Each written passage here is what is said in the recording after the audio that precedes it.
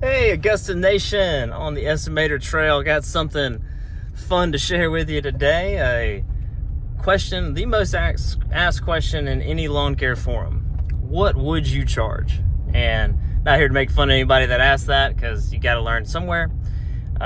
So we're on a 50 to 55 unit, I think it's individual, not really townhomes. They've got yards, I'll show them to you. And they all pretty much look the same. Got some common area, not much to speak of. Foundational shrubs, bed weeding, mowing, of course line trimming and edging, and debris collection in the front and the back. It's got a bunch of natural areas that you can blow into. All of that, as you see, very nice community. Whoever's been doing this, doing a very good job. And so they are looking to replace their provider because they are unhappy. And there's about 50, 55 of them. So I just wanted to show you a little bit, and then very little common area.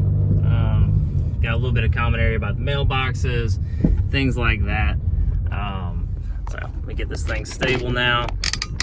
So keep that in mind. And in the comments there, I want to know if you can comment. At the end, I'll say the price, but before you get to the end, if you'll pause it and comment of how much you think it is monthly, and I'll let you know the scope and the visit frequency. So it is weekly, March through October, so that's 35 visits, and then bi-weekly, November through February, so that's an additional 8 visits. And so for those of y'all that are not in the Southeast, we mow, March through November. So weekly mows, bed weeding, things of that nature. It did have an ambiguous shrub trimming, like as needed. So we'll just go with what we do. That would be 8 shrub trimmings. So once a month, ours would be April through November, but once a month. And then so you got bed weeding, mowing, debris collection in the front, and then the 8 visits of the winter, which would be November through February. You've got to thin out the crepe myrtle, so no crepe myrtle, but thinning. You've got to prune the roses. You've got to collect the debris, and you still got to do the beds and things like that. So what would you charge? What do you think it's going to be? And so I met with a nice lady that was on the board and did a walkthrough with her. Walked through all the properties. Very nice. One of the better HOA ran properties. They pressure wash the houses once a year. They paint the decks and wood. In the HOA, you got the termite boxes. The whole works is included in the HOA. Very, keeps the property value up. I think she said that like a 2-bedroom goes for like $200,000, which is pretty good in this area. So we walk around the neighborhood. I ask what she's upset about, and I give her my honest opinion. I was like, well, it looks very nice to me. I said, what are your pain points? What are your concerns with the current provider? And that's when she shared with me the shrubs look a little bit unkempt. And that was really about it. And then the fact that he's not very good with communication. So very, very valid concern with that. You gotta have great communication. And that whenever they have concerns, he's kind of rude. And he's talked about the president to some of the residents in a derogatory manner. So all in all, I believe that landscaper gets a D-, maybe an F in professionalism. And either way, whether he did a good job or not, once you say some derogatory stuff to the president, about the president, you're gossiping, it's not good. So anyways, we got to talking. She wouldn't tell me who it was at first. I always ask because I just nosy. I like to get information if it's available. And then I usually, we don't have any multi-unit complexes, no large commercial. That's just not how we're set up. We're set up residential.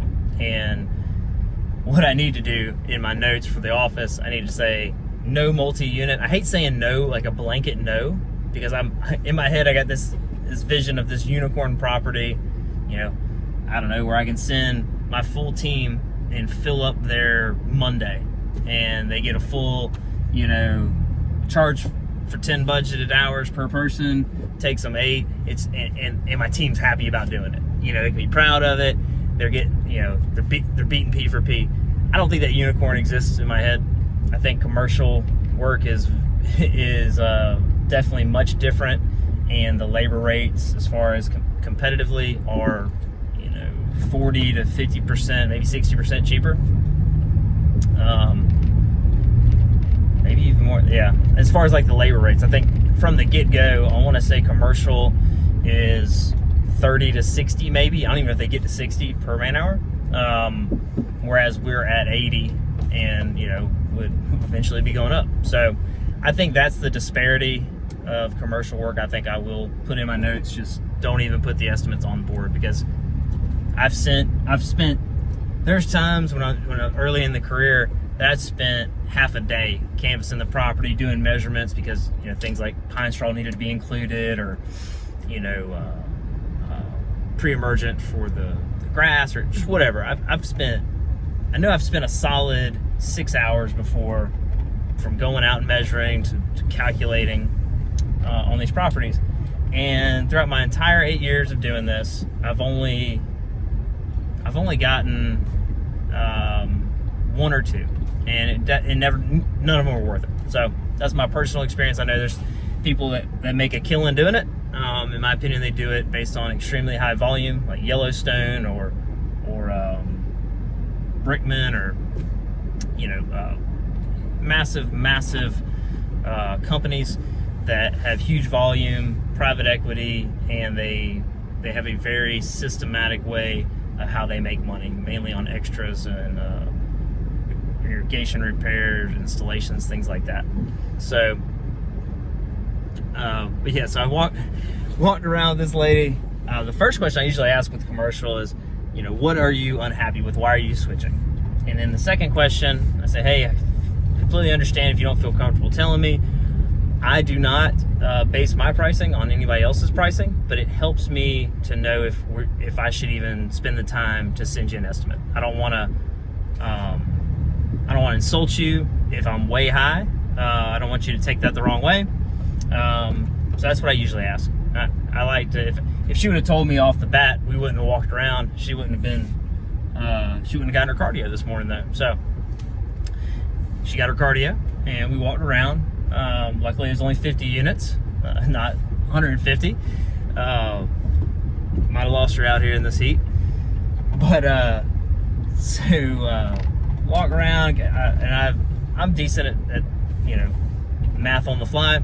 So I said, okay, going to send, during those 35 visits, March through October, I'm going to send, I think it was 6 or 8. I think I did it with 6. I can't get to my calculator. Let's see here. If I did it with 6, I think I did it with 6 team members, 8 budgeted hours. That's 48 budgeted hours per visit. So that's about 3,200, about 3,840 per visit, 35 visits. And I did the math for us, and I rounded up. I said, actually, I think I showed her the monthly. It was like 13,800 or something like that. And I warned her beforehand. I said, well, I'll give you a ballpark, and you let me know if I'm anywhere close. And so her eyes lit up. She was like, whoa. I said, was it about double? And she's like, well, yes. Since I know we're not going to be, you know, going with you, I'll let you know.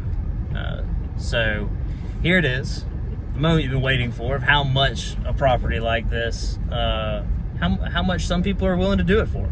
And so their current provider's price is $3,900. This guy isn't even making $48,000 in a year, and he's losing money. And this happens all the time in our profession, and I've done it. I've lost money on properties that shot myself in the foot, signed a year contract, and was like, man, this is not worth it. And so yeah, $3,900. Mine was $13,800 or something a month. So I was over 3 times the price. So that means he bid this thing at less than $30 a man hour of what it, or he probably didn't do the budget hours correct. At least I hope he didn't, of what it would take. Because I hope he didn't select 20, whatever it is, $27 a man hour is what his effective rate would be. So yeah, $3,900 a month. I'm way off. So I definitely, I'm going to put those in the notes. I'm not going to waste my time or anyone else's time that wants to meet with me about multi-unit complexes. Share in the comments if you've been, number one, if you've shot yourself in the foot and had to do a losing property for a year or more. Number two, if hopefully you put it in there before I let you know, but how far off were you, or how close were you? And number three, do you do commercial work? Do you even entertain coming out here and spending the time to give the bids? I know when you're, at least for me, whenever I was first starting, the first probably 7 years, I would bid anything under the sun because I needed that money. So, but yeah, I just wanted to share that with you. Multi-unit complexes, in my opinion, get a big thumbs down. But that is just because I'm laser focused on residential, pay for performance, solo mow routes, so we're not set up for it. Let me know in the comments if this is a video you liked, and let me know if there's any ideas that you have, any questions, any videos that you want to see from my team. I'd be glad to provide them.